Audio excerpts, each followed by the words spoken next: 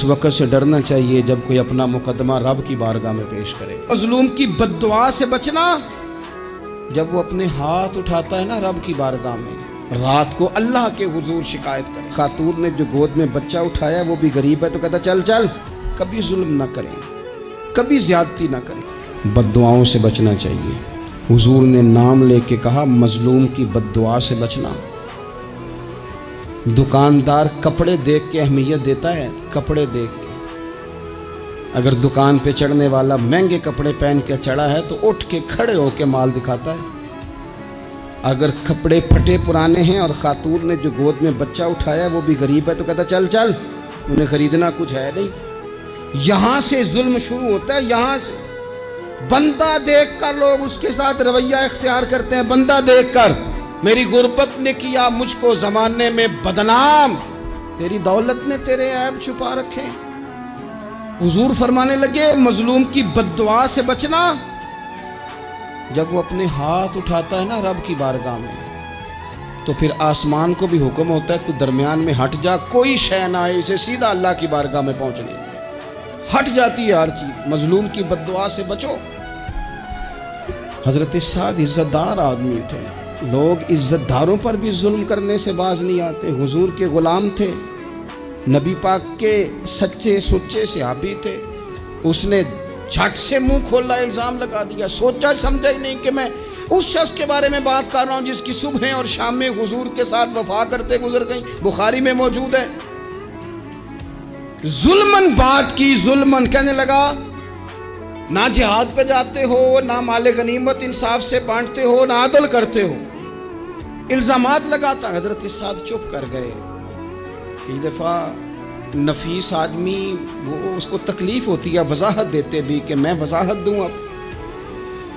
اب یقین کریں وضاحت دیتے بھی تکلیف ہوتی ہے۔ حضرت سعد بن ابی وقاص خاموش ہو گئے، چپ کر گئے۔ لیکن اس وقت سے ڈرنا چاہیے جب کوئی اپنا مقدمہ رب کی بارگاہ میں پیش کرے، رات کو اللہ کے حضور شکایت کرے۔ حضرت سعد بن ابی وقاص نے 3 دعائیں کی اس کے لیے، دعائے ضرر، بد دعائیں دی 3۔ کون سی؟ کہا اے اللہ اس کی عمر لمبی کر دے، اے اللہ اس کا فقر بڑھا دے۔ تیسرا کہا اے اللہ اسے فتنوں میں مبتلا کر، اس نے مجھے اذیت دی، تکلیف دی، میں نے تو ساری زندگی وفاداری میں گزاری اور یہ مجھے کیا کہہ گیا جاتے ہوئے۔ ایک تابعی بزرگ ہیں، وہ فرماتے ہیں، بخاری میں موجود ہے، تابعی بزرگ فرماتے ہیں میں نے اس بوڑھے کو دیکھا، اتنی عمر لمبی ہو گئی تھی کہ بھویں جھک گئی تھی، اور حال یہ تھا کہ مانگتا پھرتا تھا۔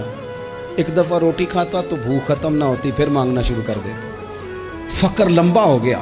اور فرماتے ہیں فتنے کا یہ حال تھا کہ نہ اب خواہش تھی نہ اس کے وجود میں اتنی طاقت تھی، لیکن راہ سے گزرتے معاذ اللہ ثم معاذ اللہ کسی خاتون کو چھیڑ دیتا، اسے جوتے پڑتے، اسے تکلیف ہوتی۔ تو جب لوگ اسے پوچھتے یہ تو کیا کرتا ہے، تو کہتا یہ حضرت سعد بن ابی وقاص کی دعا ہے جو میرا پیچھا کرتی ہے، یہ میں نے ان پر ظلم کیا، زیادتی کی، الزامات لگائے، دل توڑا، یہ دعا ہے جو مجھے جینے نہیں دیتی۔ خدا را اپنے لہجوں پر، اپنے انداز پر تھوڑی توجہ دیں۔ ہم مطلب وہ جب ہمیں پتہ ہوتا ہے نا کہ یہ سامنے والا کمزور ہے، 2 باتیں سن لی ہیں تو پھر ہم 100 سناتے ہیں، پھر ہم کئی 100 سناتے ہیں، پھر تو ماں بدولت باز آنے کو تیار نہیں ہوتے۔ کبھی بھی کسی پر ظلم نہ کریں، زیادتی کا مزاج نہ بنائیں، تکلیف نہ دیں۔ ہمارا وجود، ہمارا لہجہ، ہمارا اٹھنا بیٹھنا کبھی کسی کے لیے بوجھ کا باعث نہ بنے۔ ٹھیک ہے بعض لوگوں کے شر سے ڈرتے ہیں، بعض لوگوں کی ضد سے ڈرتے ہیں، بعض لوگ رٹا بڑا ڈالتے ہیں تو رٹے سے ڈرتے ہیں، خاموشی سے نکل جاتے ہیں۔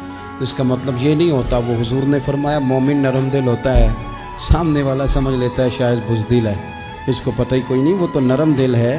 یاد رکھنا کچھ بدلے صبح قیامت اللہ کے حضور بھی پیش ہوں گے۔